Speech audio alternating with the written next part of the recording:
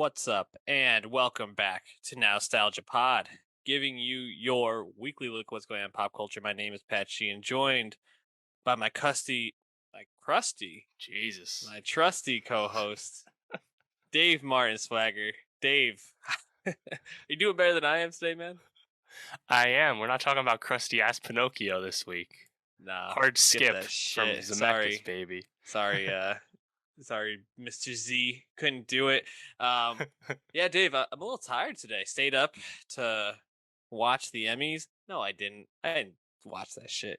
But we're gonna be talking about the winners and losers today because I think it's interesting to see where some of it succeeded, some of it didn't. I definitely caught up today on the moments. It just from everything I heard, the award show was just really long. So we'll talk a little bit more about that. Unsurprising development. An award show being too long. We're going to talk about a few albums today, as well as a TV show we really enjoy. So hit that subscribe on youtube.com/nostalgiapod. Also go to our Twitter at nostalgiapod and follow the link tree so you can catch the podcast any way you want to. Kenan Thompson hosted. The vibes, more Golden Globes than ever. Even the setup of the room was just a bunch of dinner tables with like a little stage in the middle, people mingling, people walking about. I liked that move from the Emmys. You know, the Globes are pretty much out at this point, so why not steal like the one thing that people liked about it, right? I think it's a great idea. Yeah, just be the fun one, you know? Yeah.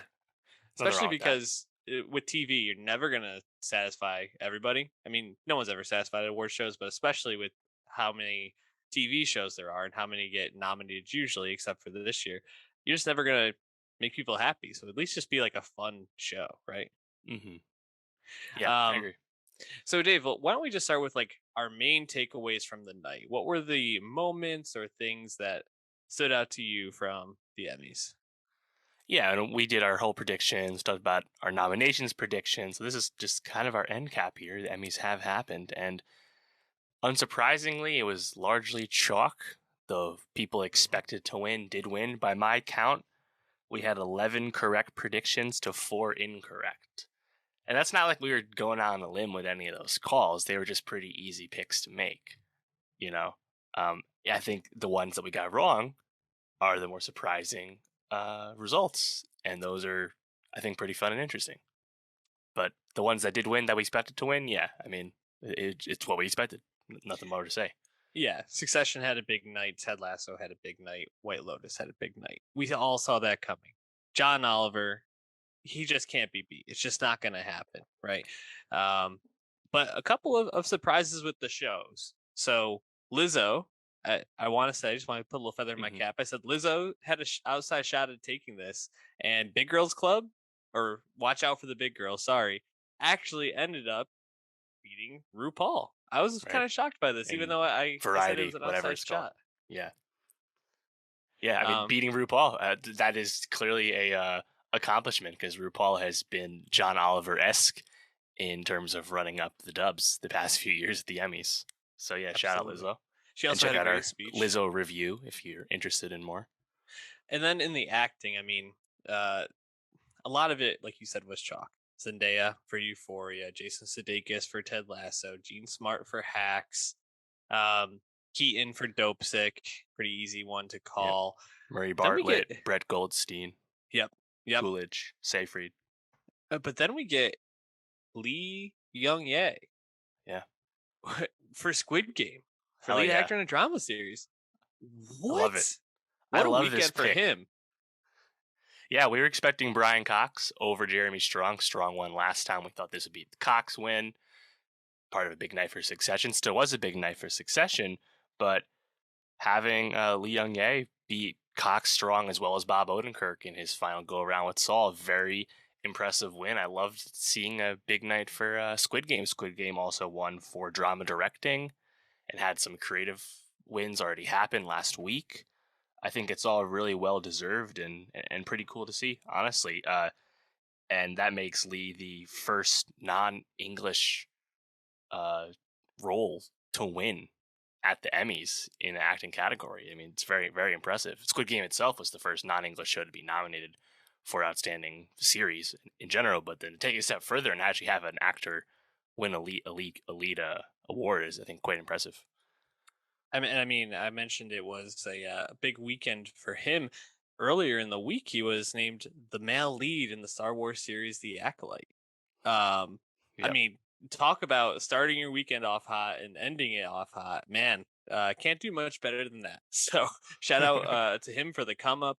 Definitely awesome to see him pull that out. Seafried won for the dropout, which I think we were like, who's going to get this one? I think that one made the most sense, but still Yeah. really glad to see her get that. Um, Dave, which other ones like surprised you or were you excited about?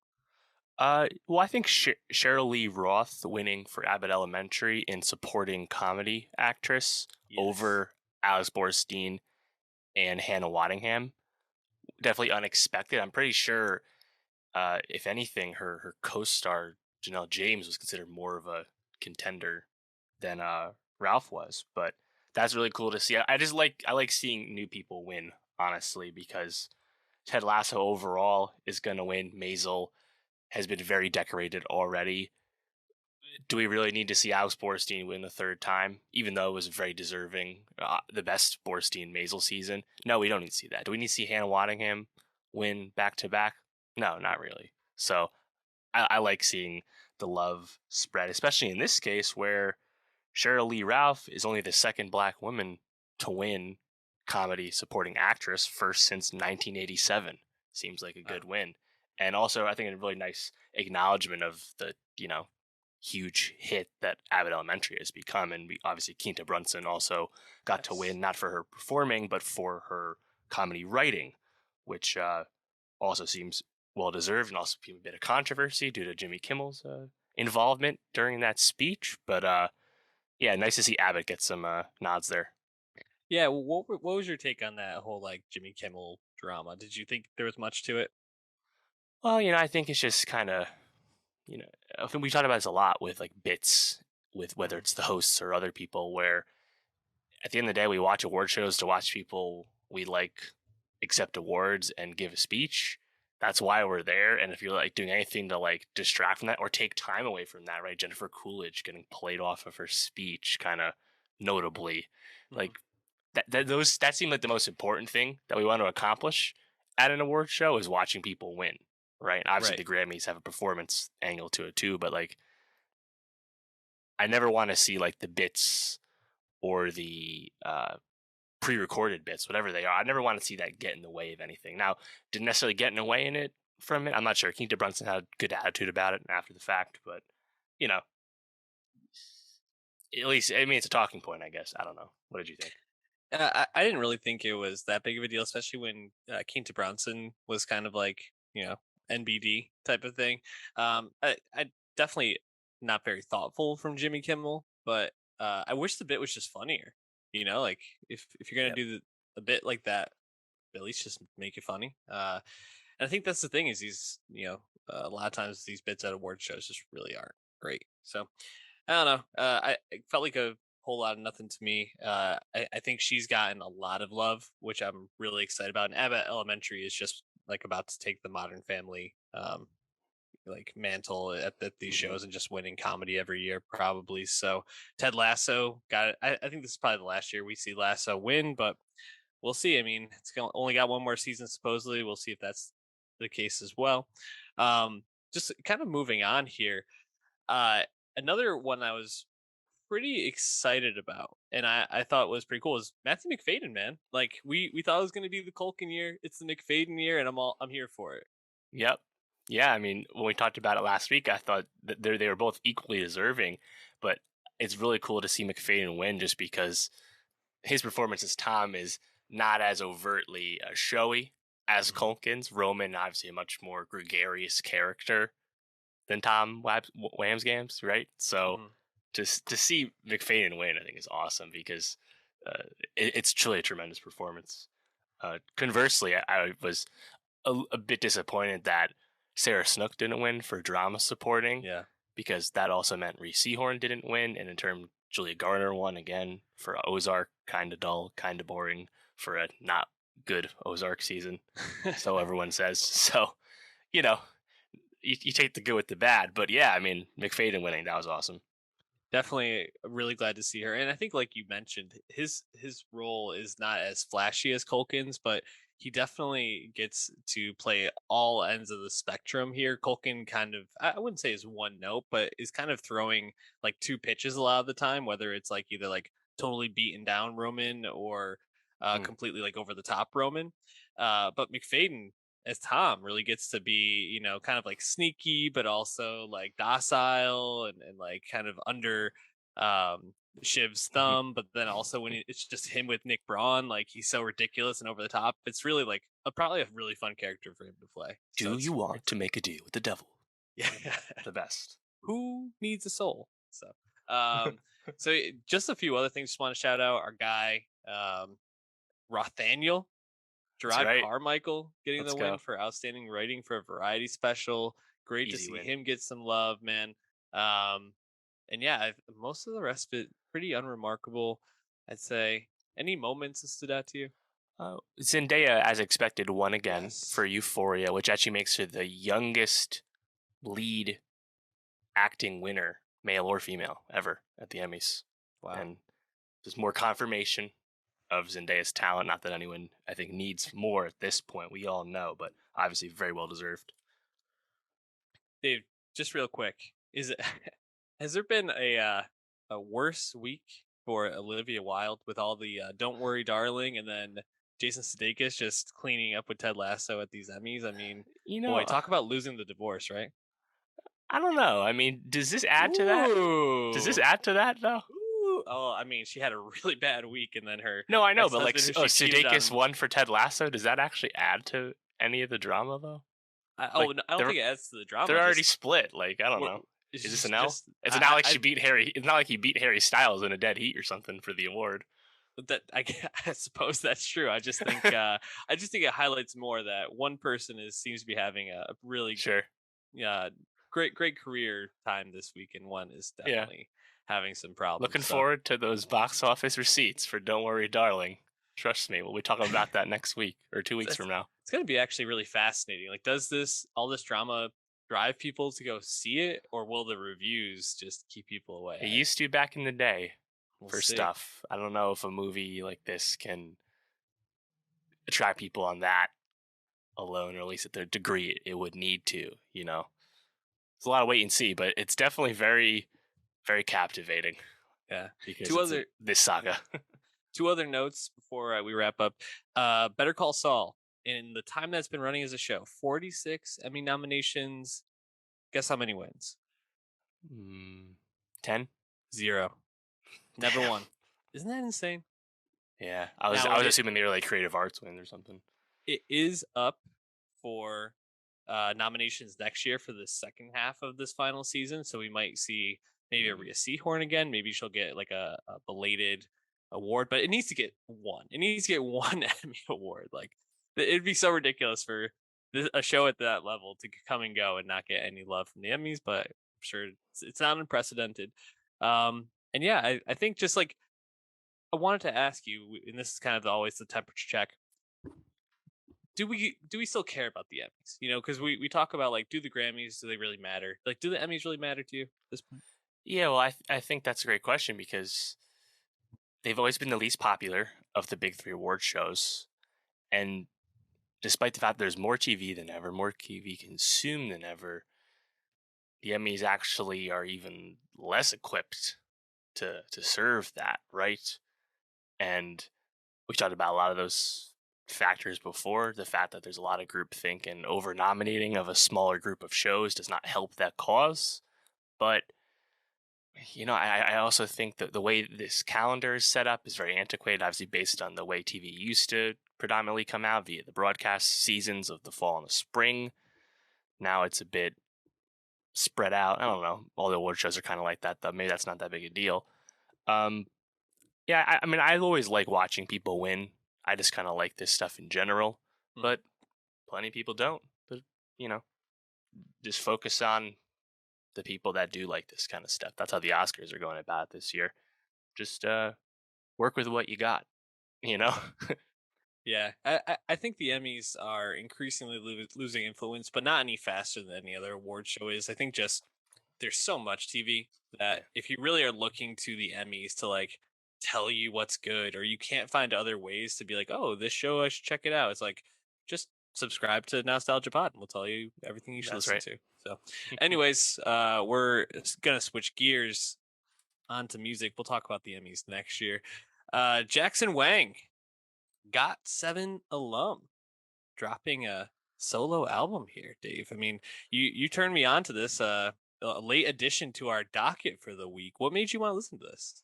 Well, I didn't know it was coming out, so that snuck up on me There we there. go. Jackson Wang's second album, Magic Man. I think the reason he was on my radar, his solo career, as you said, Got7 alum, is because he's part of 88 Rising now. We heard him on the second 88 Rising group album, and I think most notoriously, earlier this year, he lit up social media as part of the 88 Rising set at Coachella 2022, where he tore the roof off and had a lot of people swooning and whatnot. So I think it's just, there's a lot of hype. He's been famous. He's been uh, having many fans for a long time, as you said, as part of Got7. And I actually think his career is a bit interesting due to the way he's gone about it. All of Got7 actually left JYP Entertainment and are now an independently operated K-pop group. Kind of cool to see that, how unusual that is. And then Jackson, for his own solo career, a few years in the running now with his own like label he made, Team Wang. So it looks like Team Wang linked up with 88 for US distribution. Not really sure the details of that, but I definitely wanted to check this out, especially once I heard those two singles, which definitely did not give the vibe I was expecting. This is not like some of his earlier stuff, like some of his earlier hits. That was much more pop and R&B. This is a lot more rock influenced. It's not like LMLY. Those new songs, Blow and Cruel. There's some guitars here, man. Very exciting. Yeah, definitely not what I expected. Turning this on, and though I didn't really love everything about the album, I felt like there were probably like 4 or 5 songs I came away being like, oh, that's pretty great. And I think it was interesting because before I really like did a little bit of more research onto like who this guy actually was, I kind of just went in blind listening to it. I thought it was like I thought it was like an interesting, almost like bridge in a sense between like more modern like rock leaning pop sound into like a more like traditional like guitar heavy rock sound. And I was like, there's definitely like elements I hear of like some like 70s like more classic rock guitars in here, a little bit more like washed out like 90s grunge at times. And so it almost felt like like it's like this guy is trying to not only make an album that is palatable to today's like younger people who maybe aren't as inclined to rock music, but also like be true to like probably some of his bigger influences. And then finding out that he's a K-pop alum, I was like, man, I don't know where this came from, but I really love this. This is just I'm really impressed that he went this route. So I was pretty pleased. Yeah, pretty reminiscent of the J-Hope solo album that Yeah. we just heard, obviously. Um, but yeah, I mean, I think that's what has really grabbed me was listening to Blow and listening to Cruel.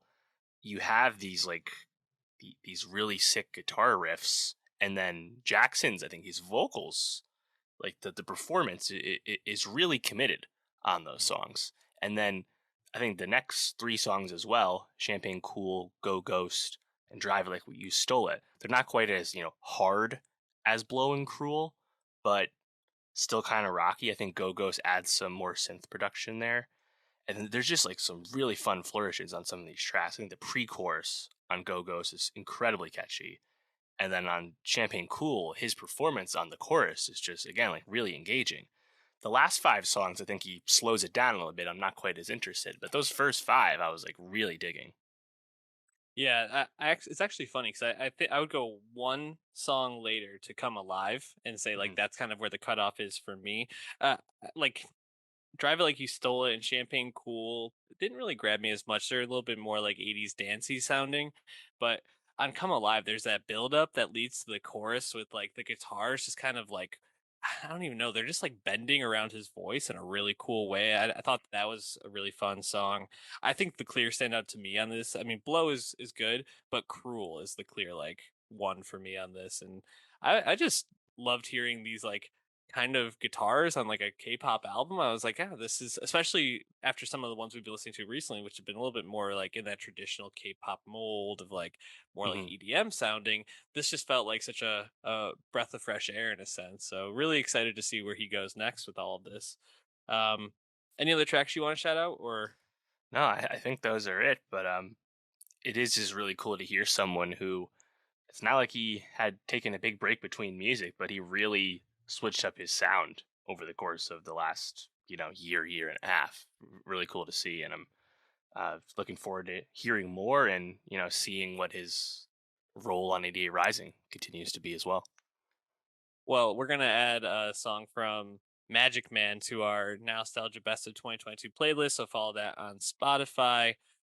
Let's switch it up now to Yeet, going from K-pop to London, UK rap. Dave, was Not it London, bro. what? Where is he from? Is he He's from Portland, Oregon. Stop. Yeah. He's not British. Yeah, I mean, I gotta say, like, when you told me to listen to Yeet this week, and as many of you know, like, this is Dave usually is like, okay, here's the albums that I think we should listen to. I'll check out like the ones that I definitely know first. I'm like, okay, I'm gonna fill in these ones. Yeet was not somebody else aware or ever tuned into. So my apologies to all the big Yeet stands who are Come finding this on. video. You're a big fan of the Gentle Minions trend on TikTok. Surely you've heard Rich Minion off the Minions soundtrack by Yeat. No, is that really that's this guy? That's Oh, incredible. yeah, dog. I do love the Gentle Minions trend. That's a great trend. If we were in college, we probably would have done this. Yeah, I mean, Dave, you wanted to listen to this. I'm gonna give you the floor. Like, what made you interested in checking this out? Yeah, well, it's not so much that I was interested, more so much that I think Yeat is one of the most significant new faces in hip hop over the last, year and a half. He only really exploded back half of 2021. He had a big hit, Get Busy, on TikTok. Really just, like a classic TikTok hit, just one little quotable in a song becomes a trend, becomes a sound, and he explodes. But he has actually a lot of music out to this point, and if you listen to him, it is abundantly clear that Yi is kind of the next evolution, next step, next entry in that kind of rage beats, whole lot of red, Playboy Cardi type thing that is a big subculture, big subgenre in hip hop these days. And we talked a lot about Whole Lot of Red when that came out, and it's definitely even like someone like Little Uzi Vert who dabbles in that kind of sound from here to there on his new EP. We talked a lot about Cardi and why we didn't think it was super effective, right? At least not with any semblance of consistency. And it has just been interesting to me to see like this sound continue post Whole Lot of Red, which was a very successful album for Cardi, of course. And here's someone new really come out of nowhere in Yeat, a white guy from Portland who wears turbans. Like we got a lot going on there, but you listen to him and it's like, you know what? Like the vocal performance is quite obviously indebted to Future and Thug. And then you're taking the sounds of Cardi and that style of autotune, that style of production. And it's like, why is Yeat becoming successful in his own right? He has a lot of fans now. We talked about this earlier this year.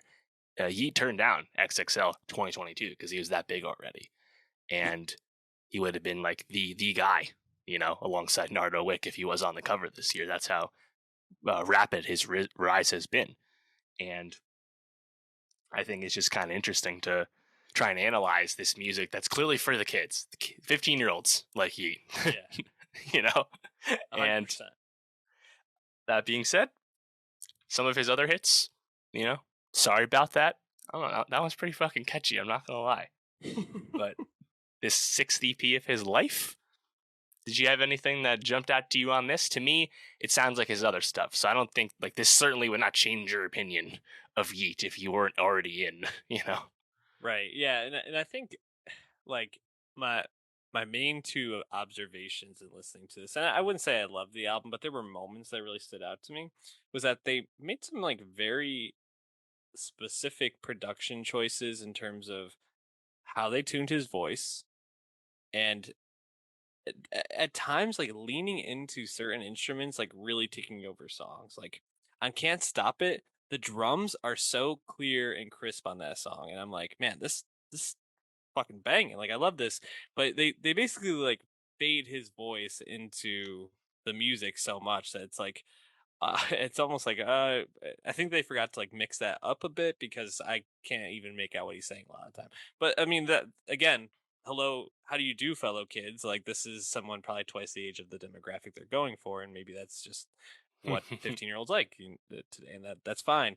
I think like there's some really interesting production at times, and I think like whenever I hear something that sounds like super modern in some way, my like first thought is, "Oh, the Dylan Bradyification of this thing," which is not always correct, obviously. But something like Up Off X like Mhm, sounds just so like futuristic and like mhm, I don't know, like washed out in the most like auto-tuned way possible that it's actually like kind of like interesting to listen to, and I found that to be pretty engaging. Um, uh, Come On is kind of similar, but that's a little bit more like bouncy and clubby in a sense. mhm, There's some tracks on here I didn't mind, but there wasn't a lot that I was like, man, I can't wait to run that one back or add it to the mhm. playlist. Yeah, I'd say honestly, one of the most interesting songs to me was Crank. And Hmm. that's really because it's Yeat at his most clear, at his most Yes. almost conventional. And because that's unusual for him, I wonder if that is perhaps a step forward for him. I don't know. We'll have to hear some more music to really figure that out. But ultimately, like, I get bored by a lot of his music more than I'd like, and that's kind of my view on a lot of this like rage beats style hip hop is like this shit's actually not that tough. This shit's actually not that cool. Like this could be way harder. This could be way more energetic. And the vocal performance could certainly be way more lively than it actually ends up being. And I kind of would love to just hear him take it further. You know, I think of like someone like Mario Judah. That guy at least fucking puts some passion into his vocals, you know? Not that I always like his stuff Hmm. either. So yeah, I think it's just kind of interesting to see how how stuff comes up, I guess, you know. One of his songs was on Euphoria this past season, actually, which is honestly a really tasteful, poignant song to drop in for a show like that, to be honest. It's like the most relevant song they put into that show. It's usually like, here's a deep 90s cut that no one from this generation actually listens Right. to. It's like, cool. Yeah, it was. I think it was Elliot was listening to Yeat in his car when he like Nice. was with Hunter Schafer or something. Also, I just side note, like I love that Yeat like regularly references Tonka trucks. You know, the childhood toy. I love that. That's like one of his like bits, his trademarks. That's hilarious. Just one other track that I think similar to what you're talking about, Crank, was Out the Way, where he's a little bit more like he's a little bit more toned up in that, a little bit more clear, and the production flourishes in that are like I don't know, very interesting. There's like just these like weird like synths just kind of like flying out of nowhere on it a lot. But I actually like have thought the production on a lot of this was kind of interesting. So when you're a rising star like him, you get to work with really good people, and it sounds like he's just on the trajectory upwards. So I'm sure we'll be hearing more from him. Dave, we're gonna add a song to our Nostalgia Best of 2022. I'm leaving it up to you. Yeah, might as well throw talk on there. That seems to be the hit so far. Check out Talk on our Nostalgia Best of 2022 playlist on Spotify. Let's move on to Sampa. Sampa the Great. Um, Man, I have to say, out of all the albums we listened to this weekend, I think this one surprised me the most. Only because I think going into it, I wasn't sure exactly what I was hoping to get out of it. But as above, so below really just like impressed me with like the level of artistry and variety on here. And Sampa just sounds really great. And with a lot of these albums recently, I feel like I'm drawn more to the tracks where like the artist is collaborating with somebody, and certainly there's a few tracks on here where Sampa is collaborating that really stand out. But I feel like when Sampa is like on her own, like a song like Low Rain or Bona. I was really like really impressed. I guess Low Rain she does have Wanje on there, but like more so I think just singing the track, the hook. But Bona really like stood out to me as like, Sampa's got something here. So I was really impressed with that. What was your overall takeaway as above, so below? Yeah, I think that's spot on. Sampa the Great, not to be confused with the great R&B singer Sampha. Well done. Zambian rapper slash singer who's now based in Australia after spending some time studying in the US as well. One of the most celebrated artists out of Australia the last few years. Hasn't made a big name over in the States, but has won the Australian Music Prize twice, I believe.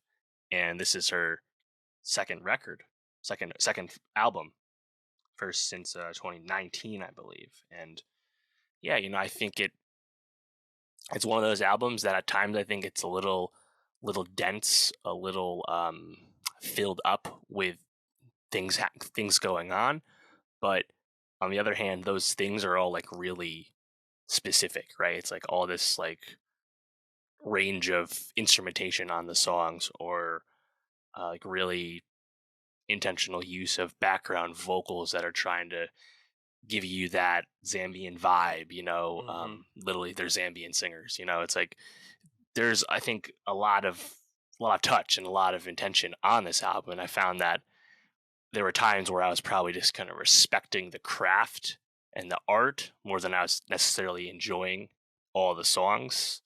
I do agree on Bona, though. I think that one is really awesome, and I'll have to say, Sampa the Great's delivery on that track reminded me of someone I hold in very high esteem, which would be Lil Sims. I think the rapping on that's very familiar.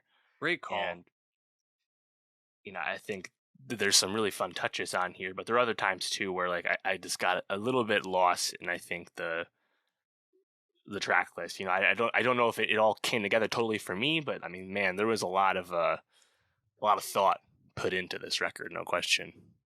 Yeah, it's certainly layered, and she really switches her style up. Like Bona, she's I think like you just alluded to, like going straight rap and really delivering. And there's that switch up at like the minute 30 mark of the song where it like just goes to like this like I don't even know, I guess like the instrument I think it is like some sort of like piano tuned in some way, or maybe a synth, but like it's super unique and something I feel like we hear a lot, but I can't really put my finger on it. But that switch up is great, and she just rides on it the whole time.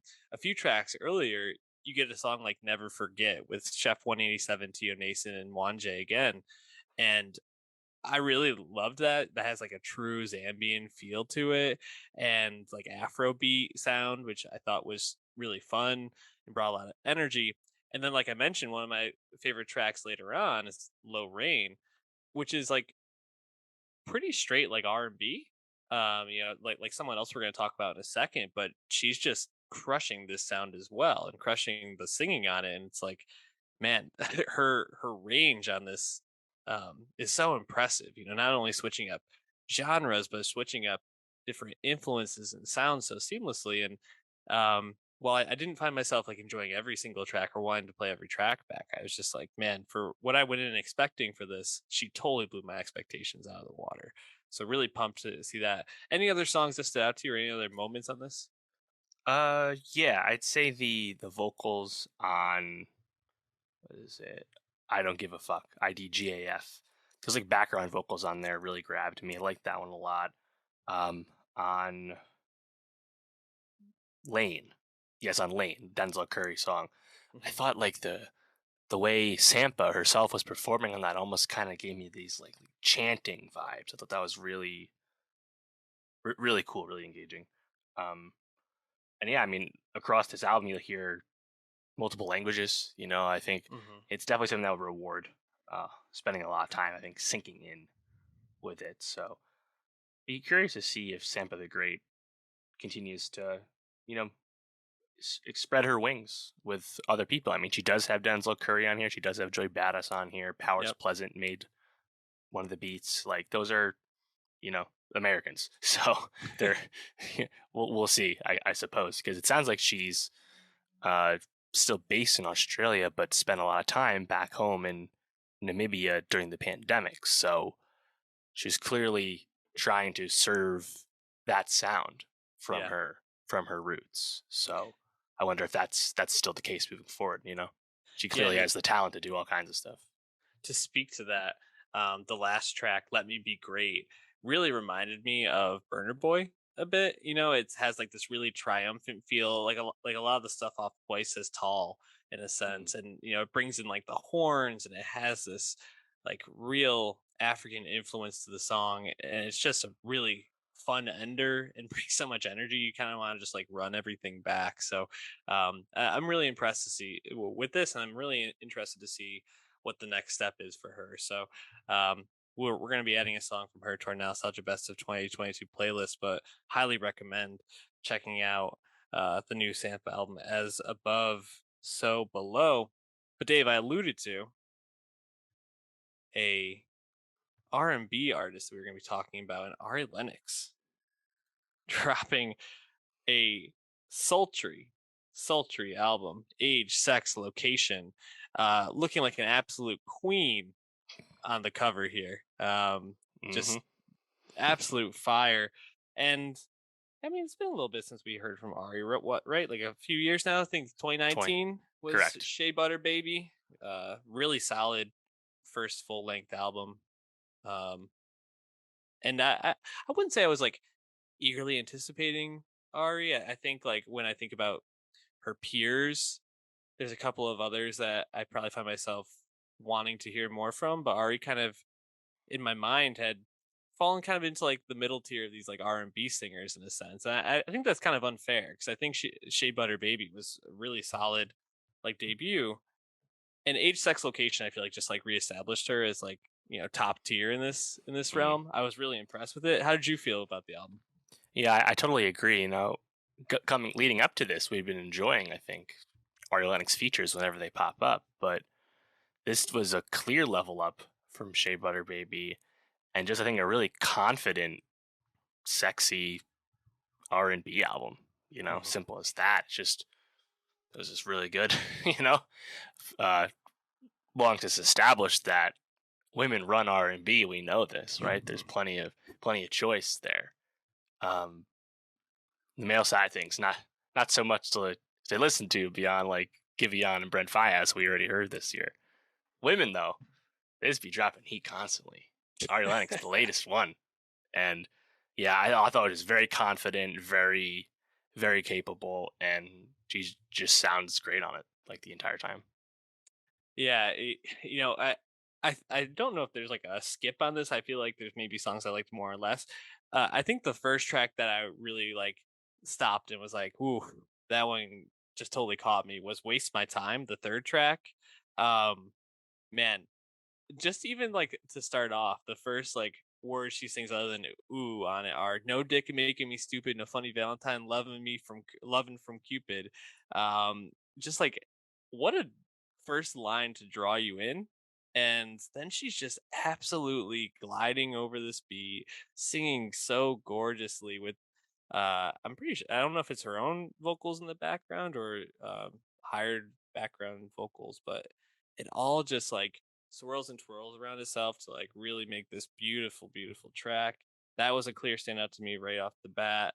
A couple other tracks that I really liked. Boy Bye featuring Lucky Day I thought was a clear standout. Outside was like such a funky track near the back half of the album. And a little bit earlier on, Pressure is like super like playful and light, and like she's just like switching it up throughout this in terms of tempo, in terms of goal of the song, and she's just like really crushing all of it. Just super impressed with the whole album. Yeah, no, I totally agree. Boy Bye with Lucky Day, just a really awesome duet. Conversely, I think Chloe Bailey was a nice compliment on Leak It.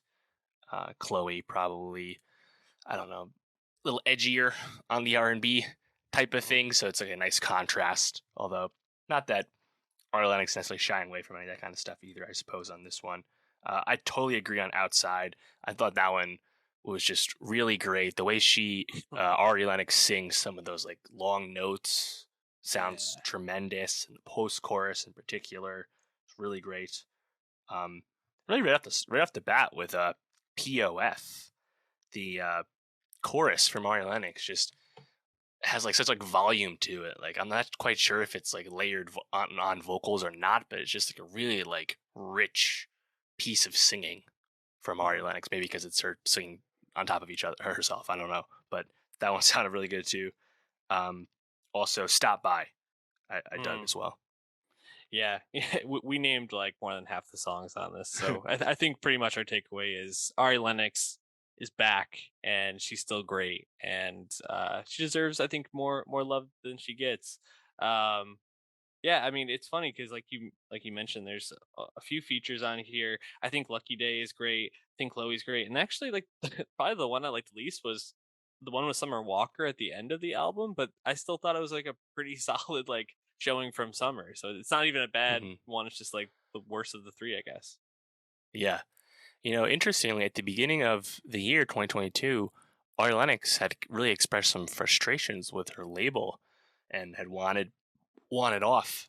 I'm not quite sure if that is directed at Dreamville or more as like the parent company of Interscope. I'm not really sure. Obviously, how would I know? But it is kind of interesting to see that pop up because Ari Lennox is the only woman on Dreamville, and for a time the only woman on TDE was SZA, who's basically going through the same thing.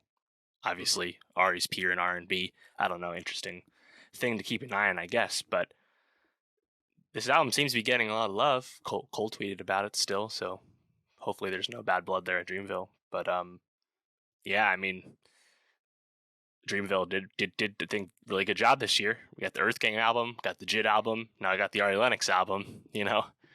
All their chief lieutenants after Cole delivering some heat for us, no question. Yeah, no, Dreamville definitely coming through this year. Really appreciate them. I was just thinking, like, is this the best R&B album we've gotten this year? I really love the Brent album, but it's those two for sure. I'd say I think this is above that for me. But yeah, it really strong showing. Definitely check this out. Anyways, we're gonna be wrapping up music today with someone that we've only gotten to talk about one time on this. Back in 2018, Dave, we talked about Santigold's "I Don't Want the Goldfire Sessions." And I think we just talked about it, like, because we don't really get a lot of Santigold. Like, she hasn't dropped like an album proper in about 6 years. I don't want the Goldfire Sessions had a few new tracks on them, but it was a lot of like running things back or remixing things, mixtape material. So to get a Santigold album in 2022, pretty special. I mean, back right before we got to college, Santigold's self-titled album dropped and immediately put her on the map, right? Like that whole album is just an absolute classic. But LES Artistes, Lights Out, like there's so many, You'll Find a Way, like there's so many tracks off this that are just like absolute heat. Where does Santigold like even like sit in your brain? Like what's her standing in your eyes? Yeah, I think it's a really good question because she's such an enigma. She's seemingly rarely around, so hard to place that. And as you said, I mean, she's in her 40s at this point. She's the peak of her career, peak of her commercial viability was long ago, as you said. So I don't know. I kind of view her similarly to MIA, where they both kind of, at that time back then, occupied this kind of like iconoclastic, forward-thinking, genre-bending type of music making. Very different artists for sure, but I don't really listen to a lot of the kind of like reggae fusion stuff that Santigold made her name on anyway. So it's not like this is a scene that I'm like closely following, and then when Santigold pops up, it's like, oh yes, my queen has returned. It's not really like that. I just kind of view her as like a bit of bit of a ghost. I don't know. It's like I don't want to say she's an Ah, unknown because she's clearly not, but it's like she really just dips in and out, you know? yeah. And she'll get sampled once in a while, not as much anymore, And so I think it definitely means a lot though to have her release a full length album, and Yeah. just because you don't really know what that's gonna mean. Yeah, for me, I really think of her kind of as like this just a ghost is an interesting way to put it because I think like her presence in my mind is like, oh, Santigold, like can't wait to listen to this. I know it's going to be interesting. I know it's going to be inventive and creative, but because we get so little, it's pretty easy for her to just kind of like fall to the wayside in terms of things. And I certainly like love whenever I come across a Santa Gold track on a playlist or on like a radio thing I might be listening to from like the 2000s. But I don't find myself going back to her a lot. But whenever I do, I'm just like, oh yeah, she rips, she's great. And so we get spirituals, 14 years after her debut album, and I gotta say, man, like I still think she fucking rips. Like these songs are a lot of fun to listen to. They're really interesting. I don't think it's a perfect record, but there were a couple of tracks in this that I just was like, yeah, Santa Gold still got it. I just want her to make music more consistently so people know, so that she can establish herself more. But it doesn't seem like that's really her interest. So I don't give her don't knock her for it at all. What was your just general takeaways from the album? Yeah, I think that's right. There was definitely some cool stuff. I think more than anything, it's just like this is unique. This doesn't really immediately remind me of anything I'm hearing. It definitely doesn't sound like she's compromising herself in any way. As you said, No. she has assumingly long given up on mainstream Yeah, commercial success, viability, success. stuff like that for sure. So just kind of just taking it for what it is, I think is a lot of fun. Hearing the press seemingly Santigold was very inspired by black folk music, but it's like I think I can get that from like some of like the vocal performances. Of course, this is not folk music though. When Mhm. when you listen to it, and I think you still hear a lot of her kind of trademark stuff from the past, which is this kind of atypical electronic music, but it's not what you immediately think of when you think electronic music either. But like it's kind of a lot of different things going on. I think her vocal performances on stuff like High Priestess. It's like really Oh lively yeah. chorus. It's like I think that's where I think of someone like MIA, which is like that Mhm. kind of vocal performance. Yeah, no, I completely agree. I think when she can really expand her vocal range over like a really thumping like bass line or something like that, that's like MIA in her bag. Sorry, MIA. Wow, look at that. Santa Gold in her bag. I Hmm. also associate her with MIA, so I was glad you said that earlier. But yeah, like the two that stood out to me were High Priestess and Fall First, and that's kind of what she's doing on both those tracks, right? Is there's this like thumping beat or bass line, and she's just like stretching and twisting her vocals all over it, and it just sounds really awesome. I really love on Fall First how it's her singing at this lower range with her kind of like own vocals in the background, kind of like making this like high pitched oohing over it, and it really creates this like almost like creepy feeling, but like in like the best way possible. A track that I was surprised I liked as much as I did was Shake. It's a bit more of like a groovier, like kind of like churning song, but it's SPTRKT produced, which I was like, Oh. I was really kind of like surprised to see her like I don't know, working with him for some reason. Just did not expect that. A couple of like other people working on this with her, like Doc McKinney, who's like worked with like the weekend and stuff, and I think that makes sense. But like SPTR KT, I just did not expect, and I feel like that song really surprised me, and I really enjoyed. Any other tracks that stood out to you? I like Shake as well too. Yeah, it's a short track too, but it makes a nice impression. Mhm. Uh, I like there's a No Paradise. I thought the Mm, vocals on that one just very catchy. Um, yeah, the drums as well. Almost like the vocals are almost like a call and response, like the way yeah. you hear it. Thought that was a lot of fun. Also, Nothing. The production Mm. on that I thought was pretty engaging. So yeah, I think it's think like all the other past Santigold records, it's like, oh, there's a lot to listen to here. Probably just because more often than not, it's not going to be immediately familiar to Yeah. other artists. Might be familiar if you're a Santigold fan, but that's probably because you're just comparing it to her other stuff. So definitely just cool to have this, come out. I wonder if she'll do like festivals next year. Yeah. Also, just want to shout out Rostam from Vampire Weekend real quick, who has some writing credits on this. He really like left Vampire Weekend and just makes the music he wants to make, and he works with Hmm. some really interesting artists. I feel like he's not in his Jack Antonoff moment yet, but I think eventually we're gonna get a Rostam moment from Right. him. He's had So some solo albums recently.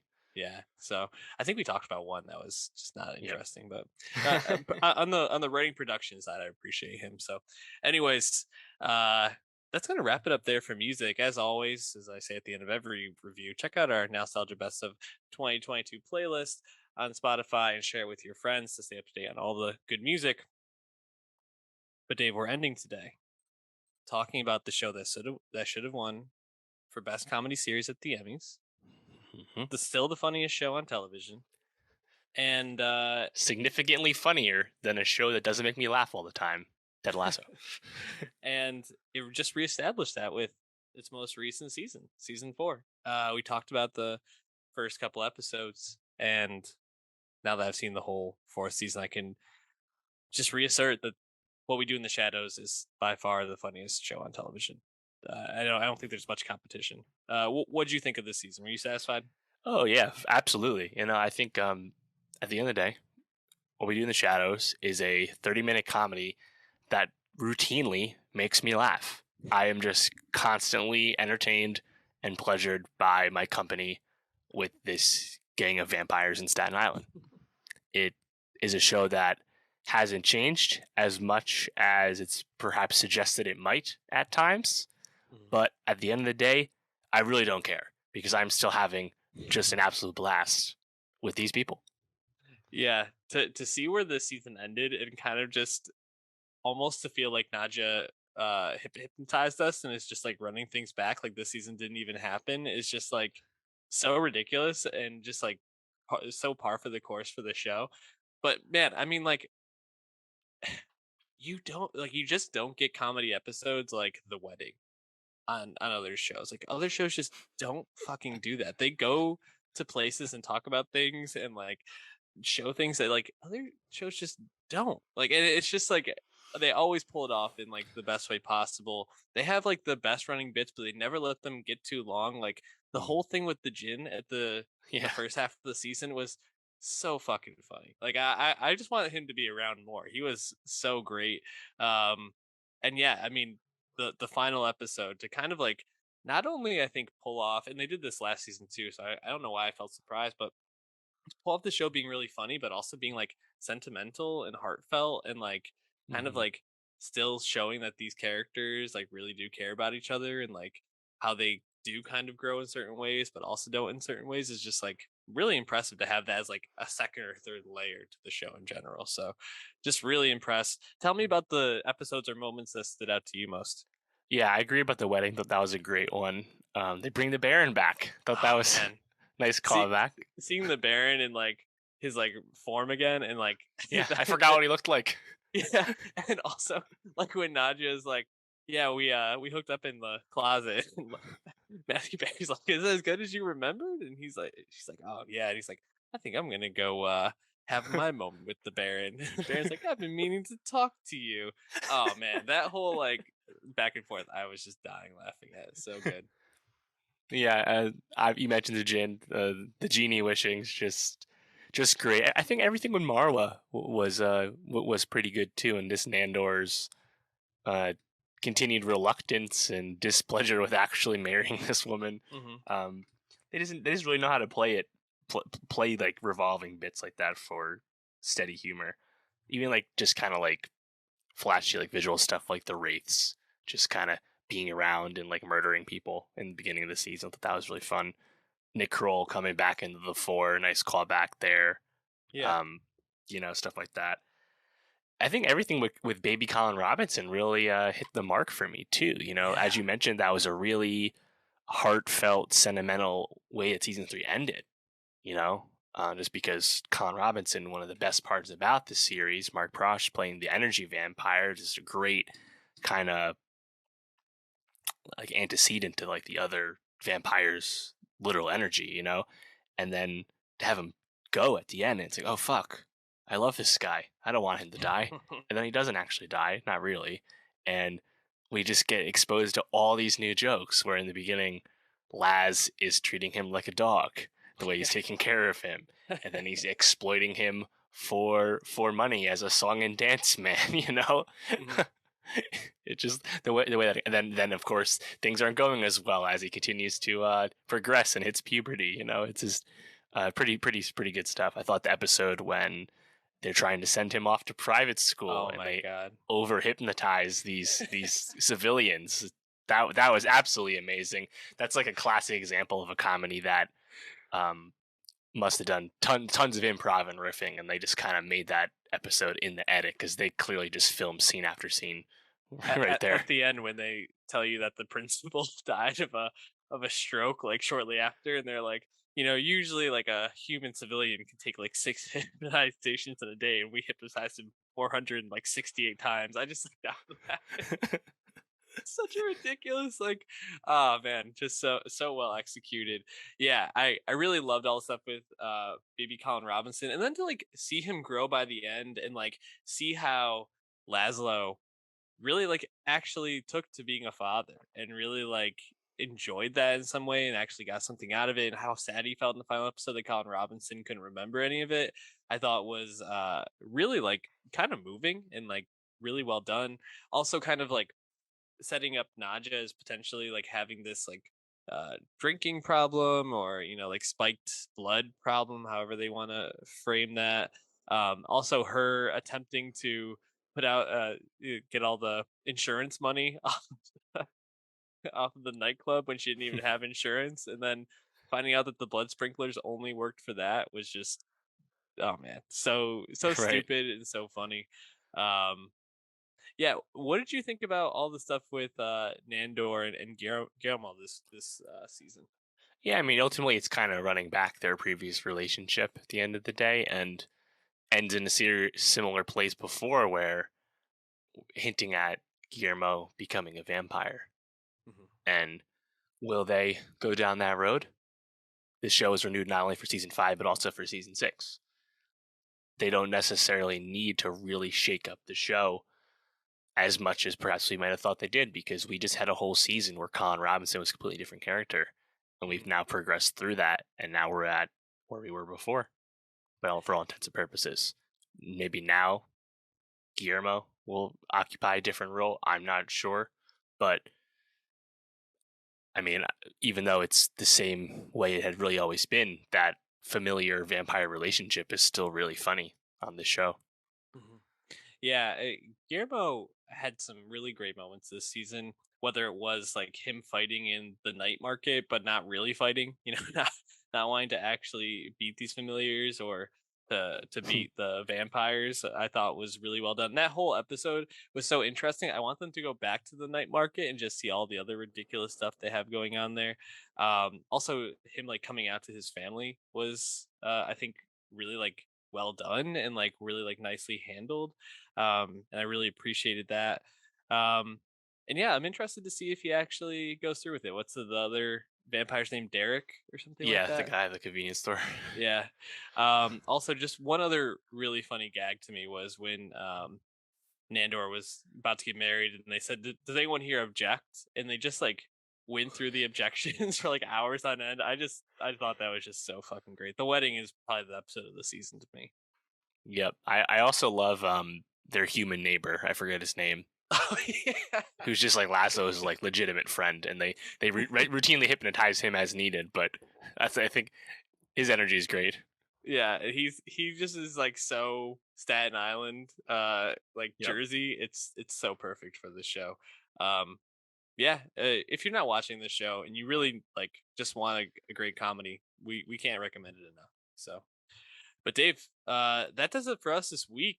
I think this is the last week we have for a while where we don't just have a shit ton to talk about, right? That's right. We were packed to the gills next week, my guy. Yeah. What we got? Industry Season 2 wrapping up on HBO. Very exciting. Talk about that more. New album from Rina Sawayama. New album from Blackpink. Ooh. Atlanta Season 4. The Viola Davis movie, The Woman King, which has been getting rave reviews. Additional music from other people like The Beths and Death Cab for Cutie and NCT 127 releasing the same day as Blackpink. Don't know why they're doing it, but they're doing it. Trying to bury the album. Big one. Can't wait. Hit that subscribe, youtube.com/nostalgiapod. Go to our Twitter @nostalgiapod and follow the link tree to follow the podcast any way you want there. And tell your friends about us. Get those subscribe numbers up. Catch you next week.